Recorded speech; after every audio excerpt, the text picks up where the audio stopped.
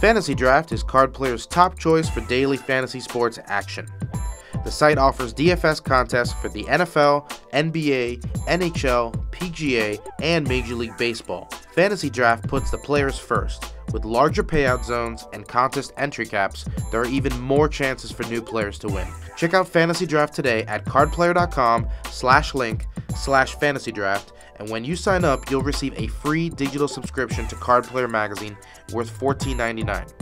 All you have to do is head to cardplayer.com/link/fantasydraft and sign up to get full access to a digital archive of more than 700 issues of Card Player magazine. And hey, you might even win some big money. Once again, go to cardplayer.com/link/fantasydraft for that free Card Player subscription and the best daily fantasy sports action around. Poker Stories is an audio series that features casual interviews with some of the game's best players and personalities. Each episode highlights a well-known figure in the poker world and dives deep into their favorite tales both on and off the feld.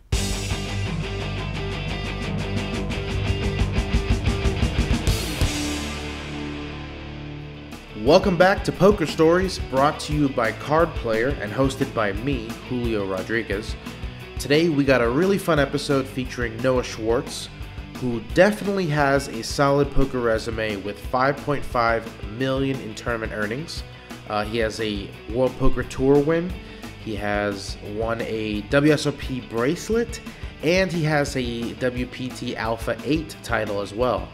But honestly, poker really comes in second when you're talking to Noah. The guy just lives one of those crazy, fascinating lives.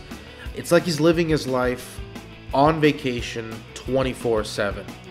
I think once you hear the whole conversation, you'll understand what I'm talking about. So here it is, my conversation with Noah Schwartz. All right, I'm here with Noah Schwartz.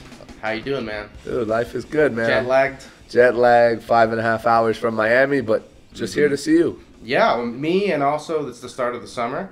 You're here to win 7 figures and go home, you said. Yeah, that's kind of the plan at the end of the day. Play a little poker, maybe meet a few new people, mess around at the tables, do what I do. And yeah, I mean, winning a few bucks wouldn't hurt for sure. I'm already enjoying this because I don't know if you get the sense from me over our interactions over the years. I have a Miami persona, and then I have Julio's Vegas persona, and you always bring out the Miami in me, it feels like. I feel like I'm home when I'm talking to you. It's about time someone brings something out of you. I like it. So let's see. Miami Beach, Florida, born and raised? Born and raised. I think it's kind of like a last of a dying breed. There's not a lot of just Miami natives down there anymore, so sticking to my roots. Mm-hmm. Was that Bal Harbor or Miami Beach specifically, or Coral Gables? No, it was actually the I'm North. a Hialeah kid, so you can't make me feel bad. Yeah, I know Hialeah. There's nothing wrong with Hialeah. I used to play baseball in Hialeah, believe it or not. Yeah, I was actually at the north end of Miami Beach. A lot of people wouldn't know, but it was actually the poorer section of Miami Beach. People think Miami Beach is all wealthy, but they're kind of misled. But yeah. But still, it's nice to grow up near the water. Yeah. I mean, a couple blocks away from the beach, you could walk over. It was nice. It was nice. So let's talk about your childhood. What were you getting into? What was little Noah doing back as a youngin? Childhood was, I faced some adversity for sure. My family didn't have much money, so there was a lot of moving, getting evicted out of places. It was. I think I was the only broke Jewish person in the history of mankind. Really? Yeah, but it made me who I am today, and helps you remain humble and remember your roots. You still remember all the places you lived? I think we got to 7 when I was a kid. I can tell you, over under is a lot more than 7 for sure for me in a very short time. I had to make a lot of new friends in new schools, but you know what? Sharing bedrooms with your brother. Bedrooms. We in one time we lived in a hotel for like 8 months, and there was like an efficiency, 4 people. It was tough. It was tough. Yeah. So you're in school. What were your interests back then? I know you played ball, but yeah, I mean, growing up, I dibbled and dabbled in the wrong crowd at times, but yeah, I played a lot of baseball up until. Hold on, you can't say dabbled in the wrong crowds and then just move on from that. I didn't really want to. Street tough? Yeah, I really don't want to place emphasis on what I was doing, but yeah, you know, I grew up in a pretty rough neighborhood. What's the worst trouble you got into? It was actually kind of silly, but there were some things I don't know if I should divulge, but all right, how about you say this? Who gave you the most trouble, your mom or the cops?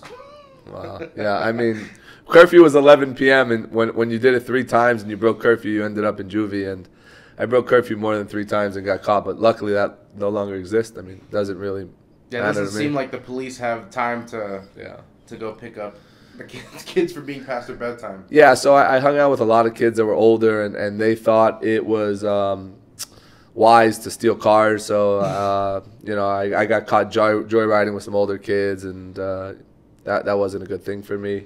I got hit in the head with a screwdriver by a cop. Told me that I'm not too intelligent for doing this and tried to scare me straight, and it certainly worked to some extent. How many cars have you stolen since then? Zero. Bought a few, but... Thank you, officer, whatever your name was. Yeah, it was actually a lady cop. There you go. So you're playing baseball. You're a pretty good baseball player, huh? Yeah, I mean, I was lucky to be born lefty, I think, you know. The hot commodity of baseball. Everyone always needs a lefty pitcher. Yeah, exactly. You know, there's not too many lefties. They call me Baby Barry because I had a 12-6 curveball, so that was something I had going for me. I pitched in Little League. I had 2 pitches, straight and crooked, and in the dirt. In the dirt. Yeah, I mean. So you had like the full arsenal. Yeah, I mean, if I would have had a better pitching coach, I think I really would have had a legit shot. But my freshman year, I tore all the ligaments in my elbow, and that's kind of. When I was going through some adversity, my father was sick with lung cancer, and that's when I found poker. So it was, I believe in the thing, what's it, cliche, time, whatever. Just kidding. Timing is everything, you know, and everything happens for a reason. You know what I mean? At the end of the day, so I thought it was just sort of like a blessing in disguise. Then I found poker, and I really found the love for it. I was really competitive, and then I tore the ligaments in my elbow, and I was supposed to have Tommy John surgery, and I decided not to have it, and just basically quit poker on a whim and just started playing. I mean, quit baseball, and then started playing poker full time, and I guess the rest is kind of history. Yeah. So like, it also was a nice escape for you. I gotta imagine. Yeah. Take your mind off your dad. Absolutely. Yeah. I mean, my father was to our family was everything. So for me it was very. How many siblings? One older brother. You have an older brother. Yeah, I have an older brother. So for me it was really something that I needed to just kind of, as you mentioned, escape reality. It really helped time pass by, and it was like a coping mechanism for me. So at the time it was really my brother and I. So we didn't really have a huge family. Yeah. So we had to stick together, and I used poker as that tool. Did you find success like right away, or was it a lot of start and stop, deposit 50, lose it, run it up, lose it? Yeah. So the story goes sort of like this. I had an academic scholarship and a baseball, and you went to Florida International University. FIU, yeah. Golden Panthers. Doing some great things now. Law school. I mean, they're really expanding at a rapid rate. But that's neither here nor there. Nonetheless, so I was taking my financial aid money. Nobody pay attention to that. And I was depositing it into party poker. My uncle also co-signed a credit card for me, which was supposed to be for books. Mm-hmm. And so let's just take stock of your life at this point. Yeah. Dad just passed. You're obviously at a terrible point in your life. Yeah. Your primary love, baseball, has now been taken away from you through injury, and now you're taking out loans to fund this new hobby that's taking the world by storm. Yeah, I mean, I was always under the impression I was just gonna do whatever I loved and I was passionate about. And, a couple friends sat down with me after my father passed, and they were trying to teach me this game. And they're like, 5 consecutive cards are straight. I'm like, seems easy enough. I mean, it doesn't take a genius to figure these things out. Yeah. So that's where you first discovered in, like, a home game? Yeah, like, literally, like, just playing for fun. Literally, like, playing for Cheetos and stuff. Did you win the first time? You know what? Quite honestly, I have no idea. If I told you, I'd be lying to you. And I don't want to do that. Not at this moment, at least. So, yeah, I mean, it was right around the money maker era. Mm-hmm. I was 20, so yeah, it was 2003. Mm-hmm. So yeah, that's sort of how I kind of stumbled upon it, I guess, luckily for me. Yeah, I mean, it was difficult. I knew I really had no direction at the time. After my father passed away, I essentially wrote a 20-page letter and put it in his coffin saying everything I do in my life I was going to dedicate to him. Mm-hmm. So I decided to finish school and get my degree and whatnot and pursue a career in poker. Yeah. What was your degree in? Finance. What was that? That was just like the common sense, like backup option? Yeah, I mean, You've always been a numbers guy. Yeah, always a numbers guy. I was gonna go. I wanted to intern. I did a short intern with Morgan Stanley, and I was like, yeah, this is kind of boring. And I never wanted to work for anybody. It was always my thing. Like, I'm gonna do me, and life is short. Like, do what you love, and hopefully you find it. You find what makes you happy and what you're really passionate about, and you go for it. Yeah. And that's that. So let's talk about that job. So you obviously poker didn't go so well that you immediately jumped into it right after you graduated. No, I actually hadn't graduated yet, believe it or not. And to roll back, before that, I was working for a subprime lending company when the real estate market was just going out of control. And I was cold calling people. I was working in Plantation, Florida, by a company by the name of Ames. Yeah. It was on Pine Island. Not like anyone would know who's probably listening. I used to work on Pine Island. Yeah. In So a doctor's imagine. office. So you were my neighbor, and I was probably cold calling you to help you refinance your house. I didn't have a mortgage at the time. Yeah, I know. You were so rich. You were like one of those guys. What's that movie that just came out a few years ago? The Big Short, maybe? The Big Short, where they described how those... You're basically one of those guys. Yeah, so when you talk about it, when people talk about like selling mortgage-backed securities and subprime lending, like I was calling people who like were a housekeeper and like, they have a $500,000 home. Like, hey, pay off your debt, refinance, buy a new home, buy another home, buy a second home. Yeah. Tomorrow will be worth $1 million. Just go for it. And, like, people would just hang up on me, and I'd call them back. Like, wait, I could change your life. And, like, people would actually do it. And I'm sure I changed a couple people's lives for the better. What was the average success rate on those cold calls, and how much better were you at it? Because you're a charismatic guy. I got to imagine you were making sales. Yeah, I mean, I had good days, but I definitely had more bad days than good because, quite honestly, most people are on the do not call list, or like, how the hell did you get my number? What are you doing? I don't need help. I'm like, no, you do need help. Like, I just had the rebuttal for everything. Like, you have to listen to me. Like, this call can really change your life. It was crazy. Yeah, the script and everything. No, I mean, I most of the times I would just go like, just off book. Yeah, just let's go for it. Just get a feel for someone. But yeah, and my one break came. I was playing online, and it was like a Wednesday on Poker Stars. And I hit a tournament for like 27,000, and I was like, "Oh, this is a blessing." The 5 Diamond was starting. I just literally took my credit card, booked a flight, came to Vegas when the tournaments were in the Fontana room, Fontana Lounge, and I went and I started walking. Hey, could anyone buy my Poker Stars money? I had like no cash, no money. Then I found a couple people, and they bought it, and all of a sudden I had like 25,000. And 4 days later, I was broke. After a few tournaments, I flew back home. Well, but I told my boss like, "Hey, like I'm leaving, like." He's like, "What do you mean?" I'm like, "I'm going to Vegas." He's like, "No, if you leave, you're fired." I'm like, "Well, I guess I'm fired then." I just left. Like, with the Stars money. Left. Still in Stars account. Still in Stars. Had you been to Vegas? In debt. Never been. Actually, I did win a satellite one time the year before on Party Poker, I think, for the main event. So it was like my second time ever. Oh, for the World Series main event. Yeah, World Series of Poker main event. So that was your first WPT, and this was like my first anything, $25,000 net worth, and I just came and just gambled, and 4 days later, 6 days later, I left with zero, just lint in my pocket. Like, man, maybe I need to rethink things in life. That was 06 or 07? This was probably must have been 07 because Borgata was 08. Yeah, it was yeah. Oh, I think I ended up coming. Wait, no, later on, I came in 9th. You know what? It's all melted together at the end of the day. But yeah, went back home. Was I know broke. your stats better than you because I got it on my computer right here. It's easy. I mean, I don't. It's there have been a few final tables and a few things that have happened throughout the course of my poker career. So you go broke in Vegas. You go back home to Miami. Yep. And what's the next step? You beg for your job back? I actually went in and told him, hey, I might have made an irrational decision, but. He's like, yeah, I know the type of person you are. I know you're very spontaneous and you follow your heart. If you want your job back, you can have it, but you really can't pull these antics and this shenanigans anymore. And I said, I'll consider it. And then he did not like that, and that was the end of that job. And then I took one other job as like... You can't cage this bird. Yeah. I mean, I think that people should truly just do what they love. You know, I think we only live once unless we're reincarnated and we come back as something else. But a lot of people I feel like are kind of locked in their own mind in prison, you know what I mean? And they're stuck to routine and they're so scared to change and they don't want to do it. But who wants to have regrets in life, right? It's funny you bring that up because your social media is basically just nonstop positivity and inspirational quotes. Do you do that for yourself? Or do you do that for people who are following you? So I saw something really interesting the other day. Someone who I kind of admire and look up to. His name's Jason Silva. He was on Brain Games. Okay. And he does this.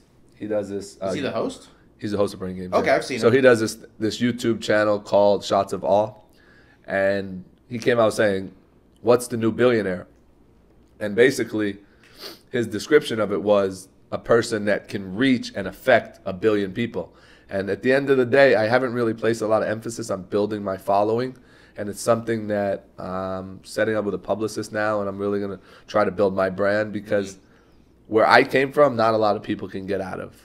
It's very, very difficult, but I want people to know that there is hope and, like, you can do it. You know what I mean? Like, you know. You tell the truth. I have family who's never left the city of Miami. Absolutely. Yeah. You know what I mean? Like, people don't understand, like, and I say it. So sometimes I'll put a picture of me on a private jet, and it's not for me to show people, hey, I'm showing off. No, it's like, look deeper than the actual page.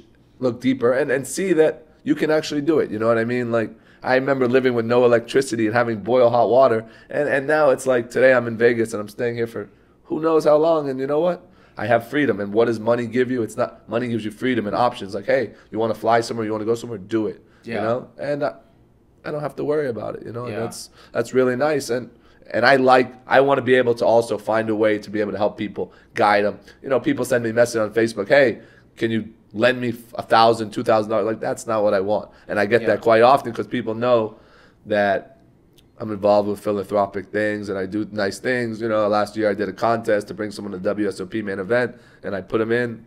All they had to do was submit a video. You know what I mean? It cost me $13,000 or $14,000. And it was just from the goodness of my heart because it's probably an opportunity this guy will never, ever have again. Yeah, exactly. Yeah, so for you're me, all about the carpe diem, like, and doing that for other people. Yeah, carpe diem is I'm a firm believer of seize the day, you know? Yeah. Because, listen, you're here today, gone tomorrow, right? Yeah. So, okay, wait, where were we? Okay, you're broke. You're back in Florida. Yeah. Just got back from Vegas. A little humbled? Yeah, depressed, humbled, busto, trying to figure out how I'm going to make money to play my next tournament. Yeah.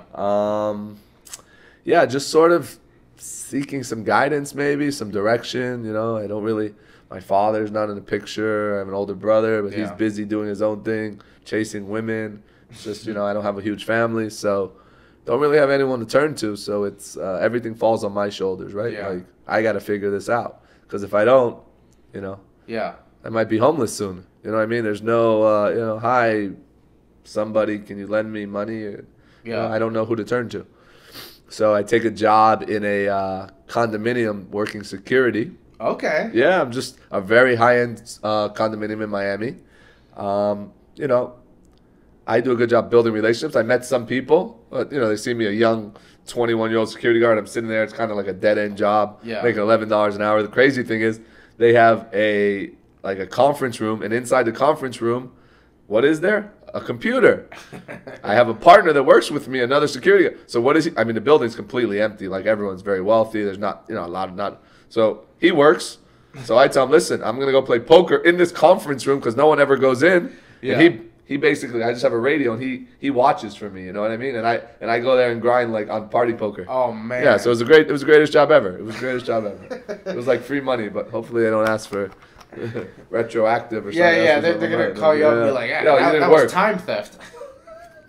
Yeah, for real, 3rd-degree time theft. Exactly. So, wait, so when did the next hit happen so you were off and running?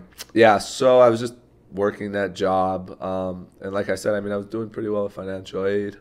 And then the big break was, it has to be 2006 when I won the Sunday Million.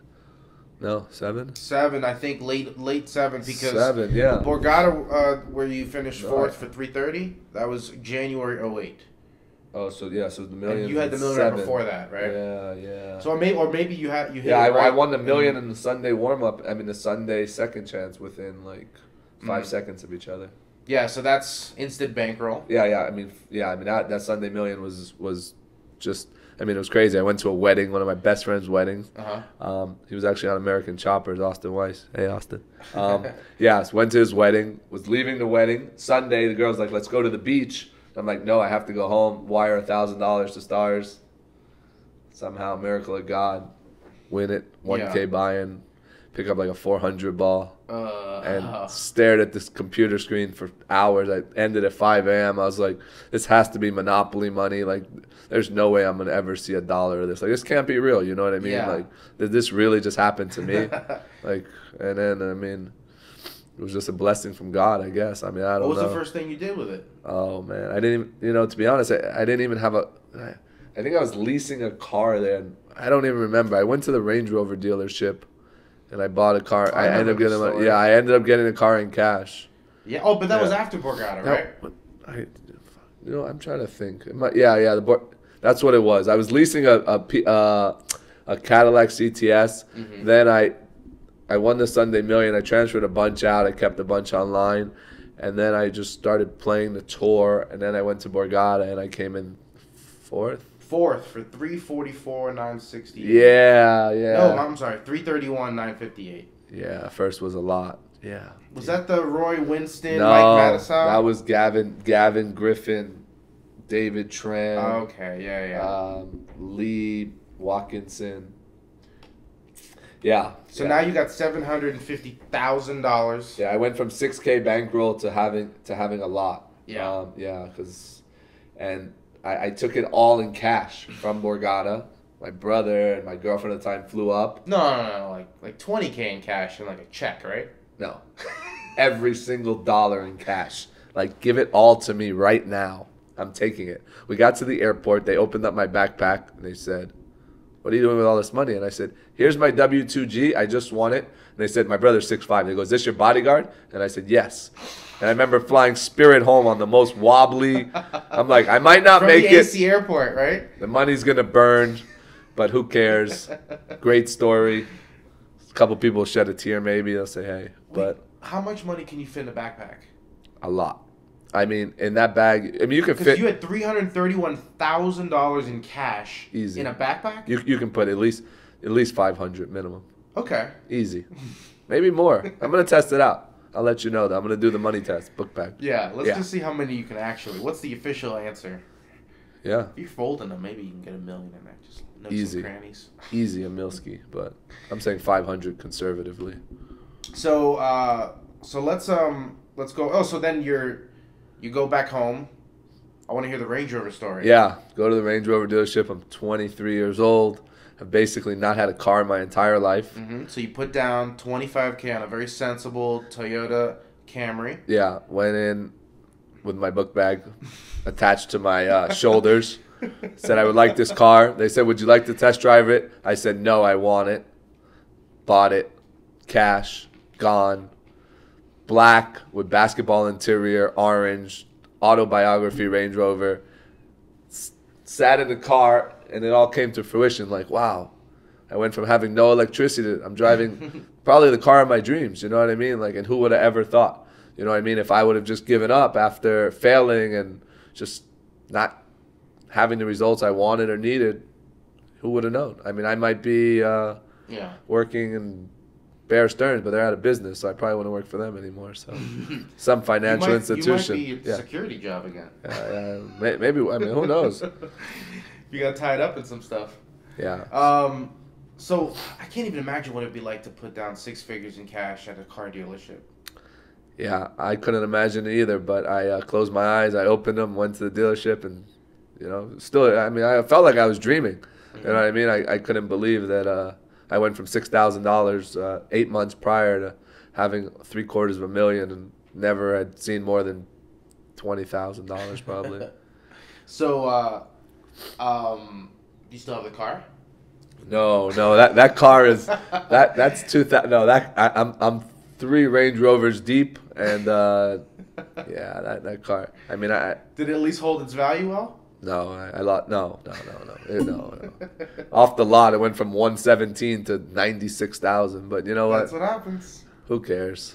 Oh man, I wonder how you do my Honda Fit. Hey, listen. I always said I'd meet my future ex-wife driving a Honda Fit, so maybe. Yeah, there you go. That's how you know they really love you. Exactly, the tester. Yeah, exactly. Don't show them the money right away. Then you show it to them. How's poker affect the relationships? It definitely has some strains on it at times, you know, because most of the time, I mean, a lot of the girls I've dated, but have kept themselves busy in certain career-oriented stuff. So it's okay, you know. I think it's important to have your alone time, right? So I mean, it's good to have a companion, but it's vital for you to have some peace of mind and do some meditation or do whatever makes you happy. All right, let's just go through the scores here. I remember this. I think this is back when when me and you started dating. Dating. Yeah. The first time we started dating. Yeah. Let's see, the 40K at the series, that was a big score. You finished 8th. Festa, Alago back at the Bellagio, 3rd in another WPT. A lot of close calls at WPTs for years, man. I remember those 10Ks you were getting closer. 7 WPT final tables I have. It's pretty crazy. Man, that's crazy. And then, of course, boom, 2012, it happens. Yeah. Jacksonville. Virginity, WPT, gone. Ship it. So how was that? What was that feeling like? Yeah, you know, for me, that was some real gratification because I knocked so many times, and it's like there was no one home. You know, like, you keep knocking, say, "Hey guys, whoa, can someone open the door?" Fourth, I think that was my 4th WPT final table, and I went in with a massive chip lead, and you know, I felt a lot of pressure. It's like LeBron, you know what I mean? You lose, you get there, and you're like, you know, you want validation too, because it's like, how many more times are you gonna get there? And you know, for me to win that was really like a turning point in my career, because it just made me feel complete. You know, I played a really, really difficult player, heads up, in Byron Coverman, and you know, it was just a battle, and you know, it was I don't know, it was just. Where's the trophy at home? Yeah, I have a little mantle with all these little hardware, my Alpha 8 trophy, my WPT. That was the big one, 2015, $100,000 buy-in. You're no stranger to putting up $100,000. Win it all. Where was that at? Florida. Oh, that was in South Florida. That's right. Yeah, South Florida, Hard Rock. Another scored $100K at the 5 Diamond for 4th place, back. $539,000. Oh yeah, that's right. Those happened right back to back. So you got some scores here, and let's not forget the hardware, the jewelry. Nice little bracelet. Yeah. Who would have thought you were a PLO master, huh? Yeah, but I actually, believe it or not, the story goes that same year, and this is, I played WSOP event, PLO 1500, and it was like 1,400 people. I don't know how many people. And I got heads up for a bracelet in Vegas with a 8-1 chip lead, and I crumbled. I mean, I made every possible mistake you can make. And then I ran bad in the final 2 all-ins, and I went from 8-1 to 0. Yeah. And that was sort of a crusher for me because I was so close, you know what I mean? And this is one of those things where I didn't have a bracelet, you know, I hadn't been there many times at a WSOP final table. And for me to kind of blow that was, I didn't know how I would recover. Because in my whole life, I've been able to persevere, and I faced a lot of adversity and things of that nature. But this one really took a toll on me.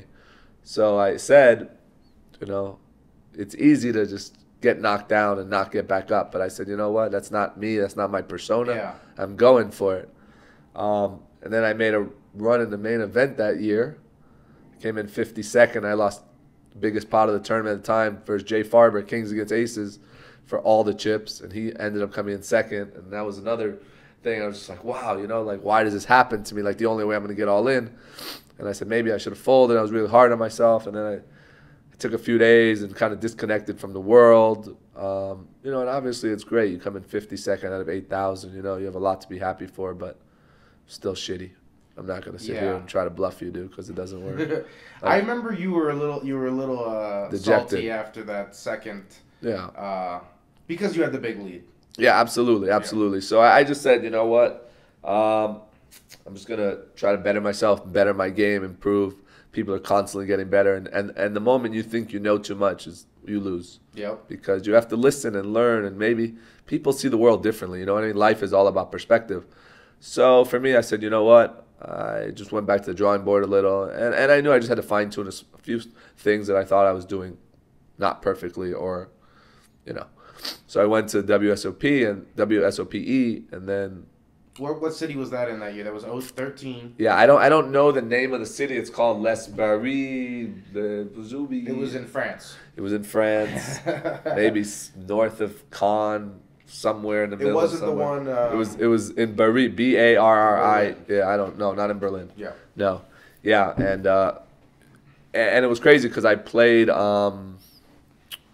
was it ended up being like a $4,000 US buy-in. I'm guessing it was like a 3K Euro or something. Yeah, 3K Euro, first ever mix max. So it was like PLO 8-handed. mix max. Yeah, first one ever. Yeah. Correct. And I played Ludovic Leque. And he had me like 5-1 going to the heads up, and I was like, you know what? All the pressure's off. He has all the chips. He's where you just were. Exactly. And I think PLO is my best game by far. So I felt super confident. I know he doesn't have a lot of experience in PLO. So I took on the challenge, and I was like, balls to the wall. Like, yeah. I'm going with the, like, dude. How much do numbers play into your game? When you say numbers, like, are you a technical player? Or are you a feel player? I mean, you said you got a numbers background, obviously. Yeah, I do have a numbers background, but when I'm playing, it's a myriad of things, but I get a feel for people's mannerisms and things of that nature. I mean, yeah, if I'm getting 6-1 on a call in certain spots, I'm going to take that into account. But like if I know I'm a 4-1 dog and I'm getting 5-1, you know, whatever, you know, hypothetically, you know, I'm getting 3-1 and I'm a 4-1 dog. Sometimes I just like to gamble, you know what I mean? Because I'm a sicko, right? Yeah. Like, you know, and you have to be numb to those type of things in some spots because it makes you good at what you do. The money and things can't overwhelm you. You just have to go for it, and that's what I do. Sometimes I do, sometimes I don't. So I guess to answer your question, feel does come into play for sure. Well, you bring up the money and how you're numb to it all. Yeah. Like, how do you take like big losses or big wins? Is it just completely numb all the time, or do you get happy? Do you get sad anymore, or is you just? Well, there's a theory that's called hedonic adaptation. I don't know if you're familiar with it, but it's like the hedonic treadmill. So it's like if I give you something, say I give you a Lamborghini today, right? That'd be great. Your level of happiness would accelerate upwards, right? But that's right. After a certain period of time, it sort of goes back to a baseline. You know what I mean? Same thing like when you lose someone. You love them, you miss them, but your mind is able to sort of just kind of like as a protection to you. Compartmentalize, Yeah. like, yeah, exactly. So you're like, wow, you know, I miss my father, I love him. But after years, you don't forget, but it doesn't hurt as much. Yeah. You know what I mean? I totally understand what you're saying. It's like as if you gave me a Lamborghini this year, and then next year you gave me a Toyota Camry. I wouldn't be as excited if it's Toyota Camry. 100%. And you would appreciate it for a certain amount of time. But after 8 months of me giving you this amazing gift, you would kind of forget a little bit. Your expectations are now too high. 100%. Yeah. So that's sort of the thing with winning and losing big money. You know it's part of the job and it happens. You know, there are some losses where I have been harder than others, for sure. You know what I mean? When I busted out a one drop, played the biggest pot with Dan Coleman. I was depressed for a period of time. But as time passed, I said, you know what? There's way more to life. If I'm going to sit and be, oh, you know what? Look around. And so many people have it. Vegas skyline right here. Yeah, and not even that. I mean, just so many people have it so much worse. So I have to appreciate what I have. And yeah, I probably cost me coming in the top 5 in that tournament, which would have been amazing, but life goes on. I still had a chance to play. And it kickstarted his crazy year. Yeah, I changed his life for the better. You're welcome, Dan. Huh? Is that your bag? It's Dan. He said he's listening. Oh, he's got weird access to this recorded podcast. Yeah, I don't know. The way he plays poker, he has access to seeing people's hole cards. I gotta bring up something you said in April. You said on social media. He said, "It simply amazes me to run into broke idiots who owe you and they're playing the same poker tournament like nothing ever happened. Enjoy karma. Best way to never have any dealings with someone. Don't lend them any money." Yeah. Is that a cautionary tale there? Yeah, it's a personal quote. I mean, you find a lot of good people in poker, and on the other end of the spectrum, you find a lot of people that A, have a sickness, 2, only care about themselves, 3, don't think of the ramifications, and I think that's it. So, you live and learn, and if someone wants to screw me out of a couple $1,000, so be it. When they're 60 years old and they need to be backed, maybe they'll call me. So you got burned pretty hard? Was this a particular incident that sparked this? There's been a few, and I go on with my life.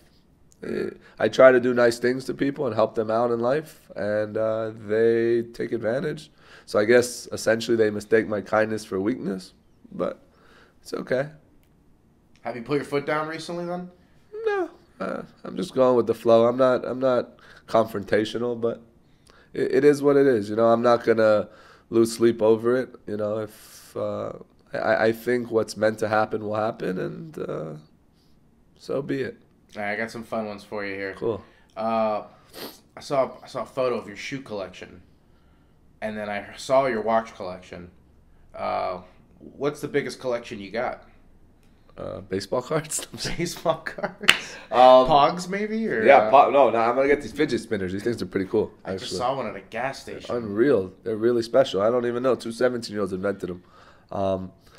But my biggest collection as what are you into? What do you drop your money on these days?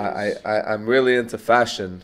I know. You're looking sharp. I'm looking scrubby. If I had your looks and my money, I swear I'd be on the cover of I'd be on Forbes 500 already. Oh, is that I don't know what happened. I mean, all these Instagram models, they bend over and show their butt, and they got 1 million followers. I mean, it's You get paid $20,000 a tweet. Yeah, I know. It's the world we live in is really it's really special. It's something different. So what are you into? Is it just shoes, or you a sneakerhead, or? Yeah, lately, I mean, the new Adidas NMDs have every color, every size, most of them. Is that the old school shell top? No, it's like I've never seen it. I don't know what you're talking about. Oh, can I go? Yeah. Hold on. I'll just describe it to the podcast listeners. They come in different. They come in like different. You know what I mean? Like. Oh, okay. It's like a running shoe. Yeah, they're so comfy and they just slip right on there. Oh, wow. Those are like almost like shoe socks. Oh, that's what they are. They're sock shoes. Shoe socks. Yeah, that's crazy. Yeah, they're sick, dude. They're unbelievable. So you got them in every color? These are in Europe. Yeah, exactly. I have at least 60 pairs of them, minimum. And they just came out like 60? 60, yeah. Yeah, I mean, $200 a pair. I mean, how many of those are you not going to get to?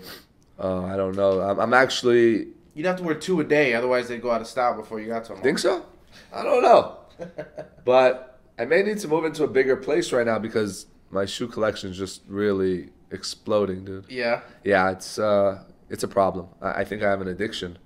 And I think the first thing to addiction is admitting it, right? Yeah, but it's a little retail therapy as long as yeah, exactly. You know what I mean? Hurt. Yeah, exactly. And then at the end I'll donate them to charity when they're a little beat up. So I read you almost went to the Fyre Festival. Yeah, we actually my friends who live in the Bahamas rented a house on the island. So I was literally coming home. I was in Vegas, went to Coachella, then came to Vegas, flew home to Miami to go to the Fyre Festival, and then one of my friends showed up and said, "Hey, don't come." And I said, "What do you mean?" I'm like, "Is it not good?" He's like, "Nothing's set up here." And I'm like, "Oh, great. Good thing I was about to come." Yeah. Yeah, so that was... But what had you been told was going to happen? Well, I mean, it was supposed to be an amazing event. They had some good headliners. I mean, it was cool. They were going to set up these amazing tents with this furniture inside them. It was just going to be like something that really, a whole different type of experience from the festival scene. And due to the fact it was 30 minutes from my place in Miami, essentially, or 45 minutes, I was hop on a plane and go there, you know? I think you should try everything once. It was a cool experience. So I was like, let's go.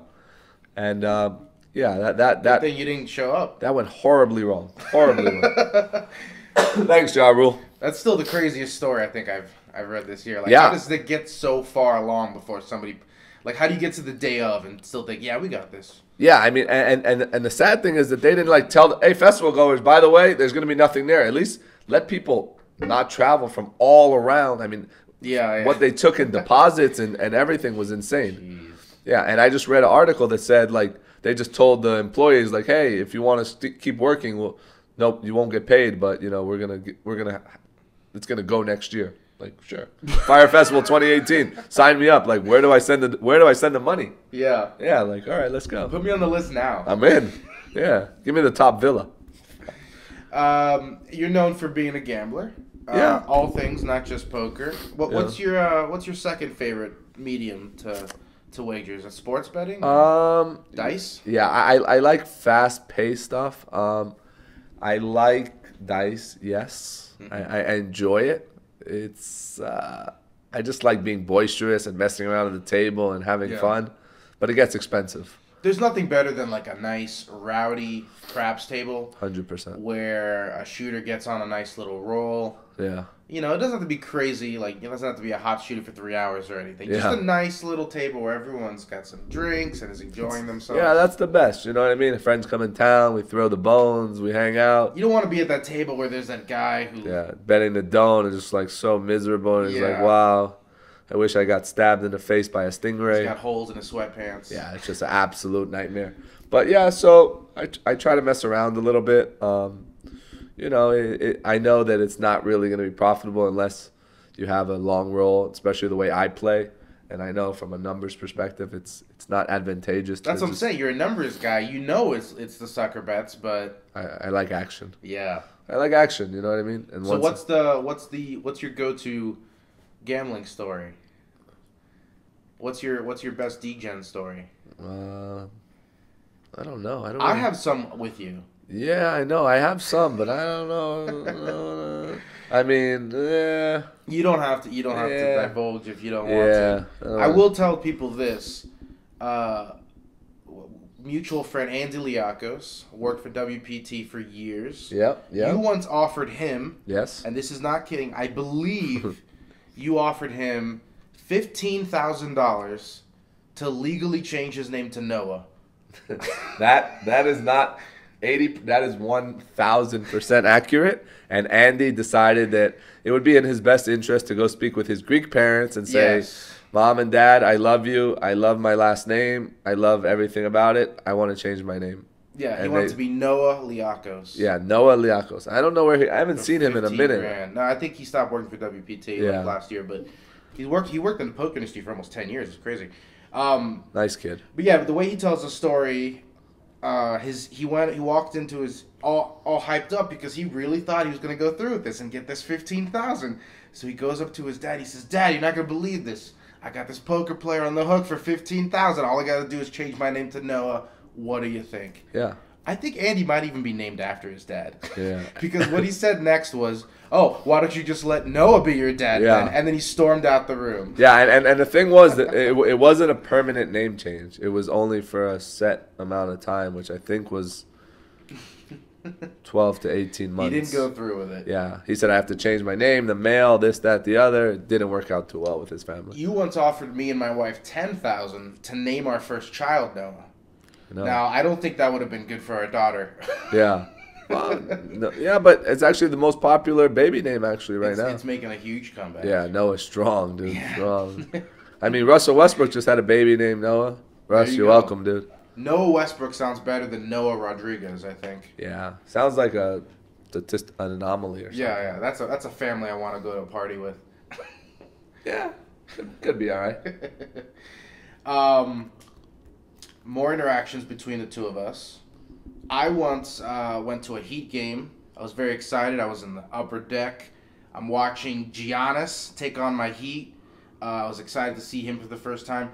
And I'm looking down at the floor, and holy shit, there's Mayweather and Pacquiao, and they are hammering out a deal to fight each other. And who's 2 seats to the left? Noah Schwartz.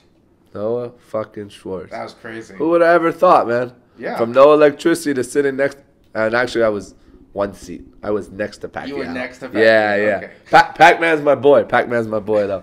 Yeah, I actually had the pictures, and TMZ called me to try to buy them from me, but I refused. Yeah. They had some better footage with the video and stuff, but I did have some cool pictures. Yeah, timing is everything in life. Got lucky. You think they finalized the fight that day? Yeah. I mean, I was actually throughout the game talking to Pacquiao. We were like going back and forth, and like Mayweather. We were saying, and I was joking with him because I used to see him all the time when he used to play poker, a little bit of commerce and stuff like that.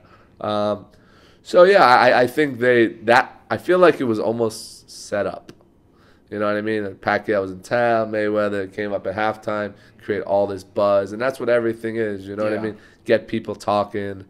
So yeah, I think that's so. Did you bet the right side on that one? Yeah, how can you? I mean, I never not bet Mayweather. I mean, he's. I made a large for me sports bet on Mayweather, and it was a nice no sweat win. Yeah, well, most of them are. I mean, he's so tactical, and his performance is really just unprecedented. His ability to he's sick. I've got some fun ones to go through here. Can you talk about the worst bad beat you ever put on anybody? Worst bad beat. Well, you already mentioned the bad beat on you. Yeah. I mean, I think it was. Jake Farber.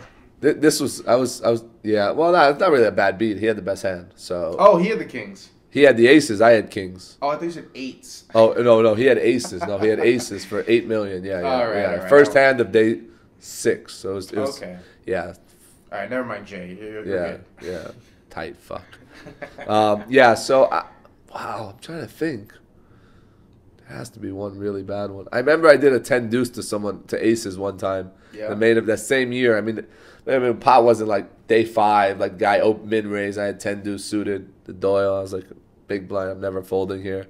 Comes like 10, 4, 5, and maybe the guy had 25 big blinds. He bet, and I just put him in. Like, it's not awful. He had 2 aces, just big deuce on the turn. The guy got up and like berated me. He's like, "Are you crazy? What are you doing?" I'm like, "I don't know. This is my first tournament. I'm sorry, sir. I had a 10 and no other cards, and there's also a 10 on the flop. What's I mean, like, what can you have? Like, who cares?" And so whatever. He was. I don't know. I don't know if there's probably a worse one somewhere, but that's all good. Yeah. What about the biggest pot you ever won or lost that you can divulge? Tournament? Sure. If you want to do a tournament equity. No, that wouldn't be fun. Well, lost. One drop tournament for sure. Yeah. Dan Coleman, 14 million chip pot when average was 6.5 million with 16 left. Then I just went on tilt and just dusted off all my chips to Antonio. Which made me look really bad on television, but it happens. They don't show what leads up. I mean, they do, but nobody really knows. What's your proudest moment on TV? My proudest moment. Jesus Christ, dude. Do you have practice all this? Do you have like one go-to YouTube clip? No, I actually don't. I actually don't watch myself too much. I know I end up cursing too much, and a lot of people who are like fans of mine are like, "Listen, you got to stop cursing and conduct yourself in a better manner." I'm like, it's just my emotions. I don't. It's not the way little Noah was raised. Like, what the fuck? Why would you ever do that? I'm like, it's not towards the player. It's like me being mad at myself. But people mistake it for something else. Once again, it's perspective. But on television, they cut whatever they want. But my proudest moment. I don't know, dude. I really don't know. I don't really have a solid answer for you. It's all good. That means you had too many moments to count. I don't know. Toughest time of your career? Toughest time. Was it after you got back from Vegas that trip? Yeah, it's for sure between the main event and coming in second. And I had a profitable summer, but for me, I set the bar extremely high. I hold myself to the highest expectation, you know what I mean, in life, and I don't settle. So for me, that was really demoralizing. Just because 2 close calls. Yeah, exactly. Like second, and then the main event, like we're down to 6 tables. There's 60 people left. I mean, I have 4 million chips at 50,000 big blind, and I'm cruising. Like I'm never getting all in unless I really have kings or aces, I think. Yeah. And it was the first hand of the day. We talked outside. He said we weren't going to play pots together, and this just happened. It was just like I was just set up, you know what I mean? And that didn't even bust me. That was another thing. I still had 800,000, but it really crippled me. So, yeah, that one stung a bit. I mean, a few WPT final tables for sure also stung a bit, and one drop was tough. 6 from the money. You've been all over the world. What's your favorite tournament destination? And then what's your favorite destination? Yeah. I want both. Yeah, I'm gonna give it to you. Because you're a well-traveled man. I'm a well-versed individual. Have you been to... How many continents have you been to? I don't know. You got 4 yet? I think so. Well, yeah, I've been to South America. Been to... Where else have I been? The 5th is the toughest. Australia's a continent, right? Yeah. I've been there. All right, I've been there. I've definitely... Yeah, 4 for sure. Yeah. Where else? Europe, Asia, Africa. You ever do the Africa tournaments? No. So Europe, Asia, North America, South America. Yeah. Antarctica, everyone's favorite tournament. No. Yeah. The Igloo Challenge? Yeah. Oh, yeah, I've been there once.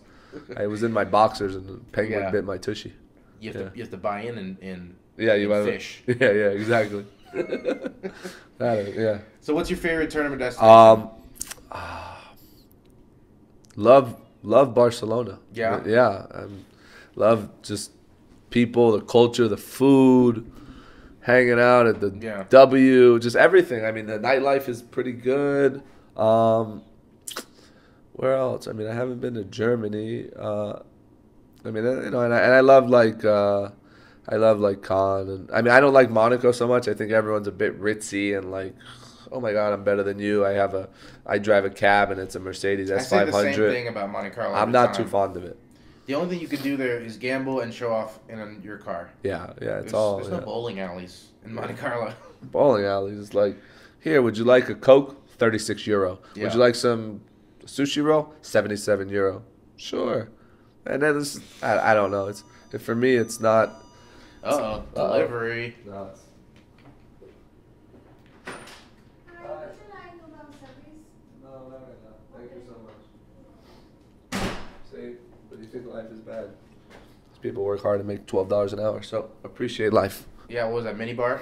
No, that was turn down service. Oh, that's a fancy service. I don't even know what that means. Only the best. Yeah. I think they just unmake your bed for you. They do. Why don't they just leave it in that? Yeah. In that state all the time. Think about how much money Aria actually has to spend to keep the maids working to do turn down service. That's what I'm saying. Like, why make the bed in the first place? Yeah. Everyone wants the turn down service. Who understands life? It's really complicated. This is a good one. Who's the best poker player that we've never heard of? You got any buddies you want to shout out that are flying under the radar? I don't know. I don't know if I play that we've never heard of. I don't know if I play enough like, or just that don't get the respect that they should. You know what I mean?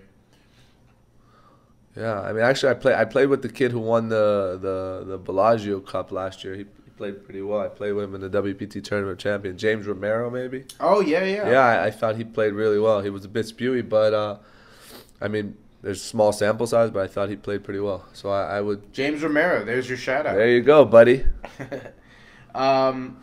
Did you look up to anybody in the poker world, like back when you were just starting to get into it? And did you ever get to play a pot with that person? Yeah, I mean, well, it wasn't that I looked up to him because of poker, but we were like kind of from the same neighborhood. We knew a lot of the same people, and that was Grinder. Yeah. And him and I are very close now. We've played a lot of big pots in cash and in tournaments. He's knocked me out of several big events. Who's gotten the best of who if you had to go back to every pot you've ever played? In cash, I definitely have the best of him. In tournaments, him in a landslide. He runs pretty well in those tournaments, doesn't he? Yeah. He has a very unorthodox style, but I don't really think anyone can really accumulate chips better than him, or dust them off, actually, for that matter. But yeah, but it's all love. I mean, he's a beast, you know what I mean? And he's a great, good-hearted person, doesn't have a bad bone. I remember first starting to play in South Florida, and the Grinder had a little bit of a reputation. And this was back in the days when there wasn't even poker in South Florida. We were playing $1, $2 limit, and that was the most you could do. Yeah. But he was, yeah, he sit and goes. I think his wife was dealing at the time, dealing cards. Ex-wife, but yeah, he was way ahead of the curve for sure. Yeah. He was doing things that people weren't doing until years later. So you're right about accumulating chips. That guy does, man. He used to get a hold of a lot of chips fast. Very fast. Yeah. Okay, so you're wearing headphones at the table. What are you listening to? My mood really changes. It's I listen to a lot of, I mean, lately it's been, I mean, I can go from Coldplay to 90s rap to, I mean, I listen to a lot of podcasts too. Okay. Yeah, I listen to like Shout him out. What do you Yeah, into? Tim Ferriss. I listen to him a lot. I don't know why I haven't been on his show yet, but yeah, I sent him a message like, "Yo, dude, you need to get me on there. Like, I'm a jack of all trades. Like, he has a lot of, I don't know if you're familiar, but he has a lot of cool stuff. Also, I read his book, Tool of Titans. He's a beast. He's super beast and just super bright, well-educated guy. So I do that, and then, it's sports stuff, just like random stuff. I mean, I don't know. You brought it up, sports. I know you're a Miami guy. All 4 Till teams, I die. right? Yeah. All my squads. Our Marlins are a little sad these days. Yeah, I think they're gonna dismantle them. They're gonna trade my boy Stanton. I love Giancarlo Stanton. I wanted him to be here for the next decade, but honestly, I don't see a way he's gonna succeed in Miami. Yeah, it's only if Jeter and these guys come in with their bid and they purchase the team. But $30 million a year is steep. The team just seems like they're still hung over from last season for obvious reasons. Obviously. Yeah. Jose Fernandez. That was extremely tough. I went out with him a few times in the nightclub and stuff. Mm-hmm. Just a nice. I mean, obviously humble, comes from nothing. I mean, escaped what he escaped in Cuba, and I mean, it's just a really, really sad story. I think about it, and I think people maybe forget a little bit. It's one of those things where, as time goes, people don't really remember. But yeah, I mean, young, about to set up his family for life. Ugh. Yeah. Sickening. Yeah, real sad. But you obviously, through poker, and I know you don't like to talk about details, but you've obviously found yourself in a position to cozy up to some celebrities and players. What was like the biggest starstruck moment? I try to just kind of take it in stride. I have had an opportunity to play, meet, just casually hang out with a lot of heavy hitters, but nobody wants to just be in that situation and just have people gawk over like, oh, this. So you just kind of you gotta just chill. The and be reason like, you're there is because you can sit at a table with these people and not be the guy who's like, oh my god. Yeah, exactly. I'm totally here right now. Exactly. Like the first time I met LeBron, I was just like, yo, I wanted to like snap a pic with him, but like, yo, Bron, can we take a pic? And be like, look at this guy, you know what I mean? Like I took Greg Merson to the game with me. Yeah. And before the game, like LeBron came up and hugged me, and Merson was like, dude, you're a boss. And I was like, that was pretty cool actually, dude. Like this is Bron. Yeah. Like that's pretty good. That's like awesome. That's a cool moment. That's like I was like, yo, I felt cool, you know what I mean? Yeah, like, but you can't act like it's cool. Nah, I was like, yo, bro.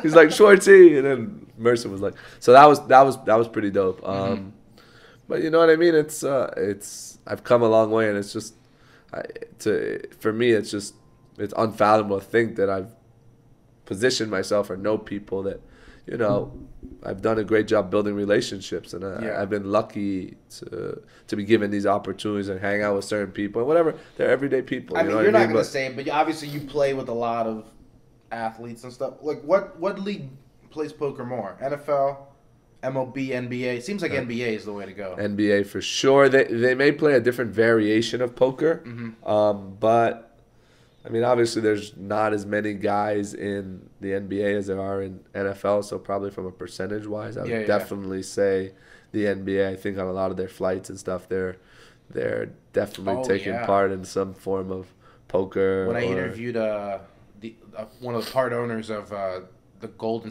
Warriors, Chamath. Yeah, Chamath, who plays poker, he was telling me about some games they'd play on the plane. Really? To and from.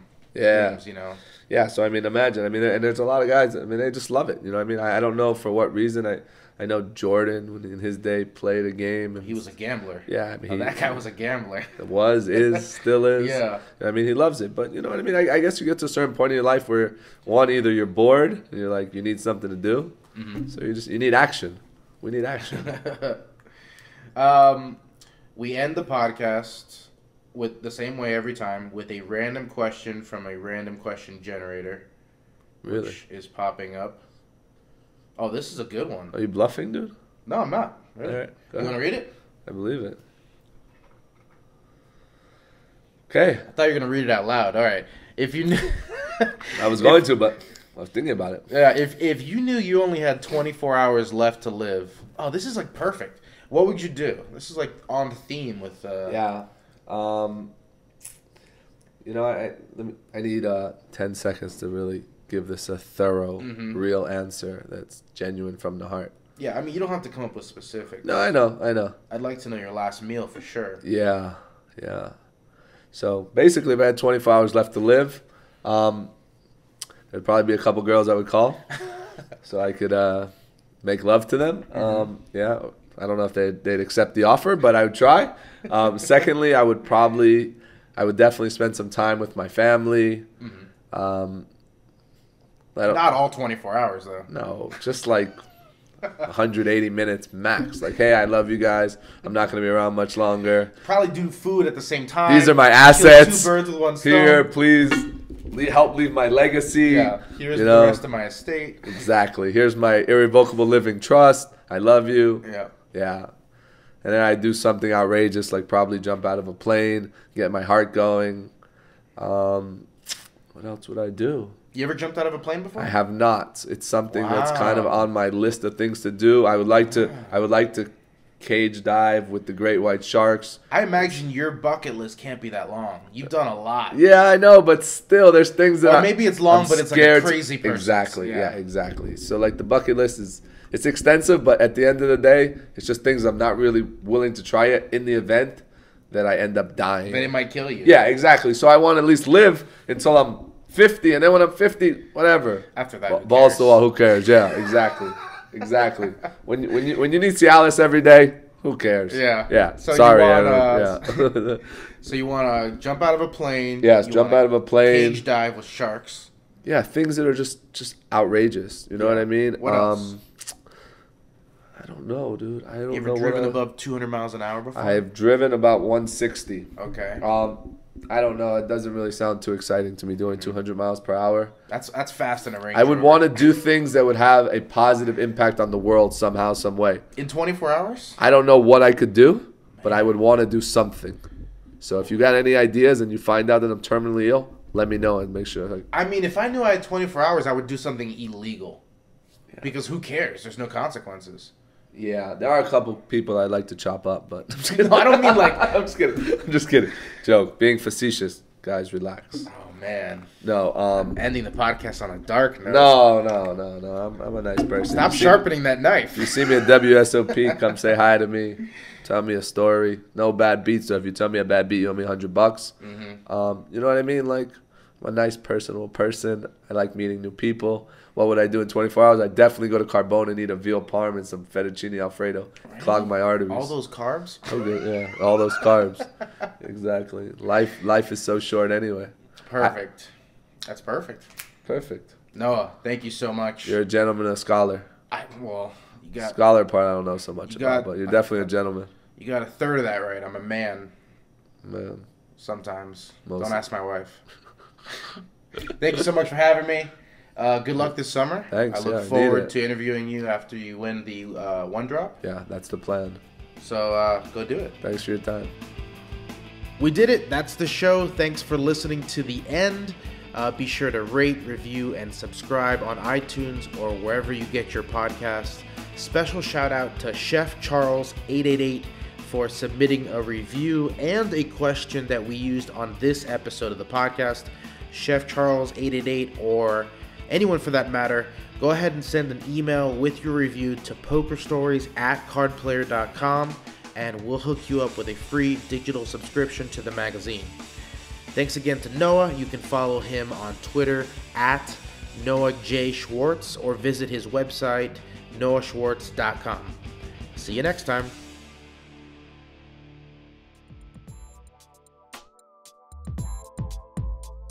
Don't forget to head to cardplayer.com/link/fantasydraft for top-notch daily fantasy sports contests and to claim your free digital subscription to Card Player magazine. If you are a fan of football, baseball, basketball, hockey, or even golf, then you'll love Fantasy Draft's larger payout zones and contest entry caps, which gives new players a great shot at winning. Once again, cardplayer.com/link/fantasydraft.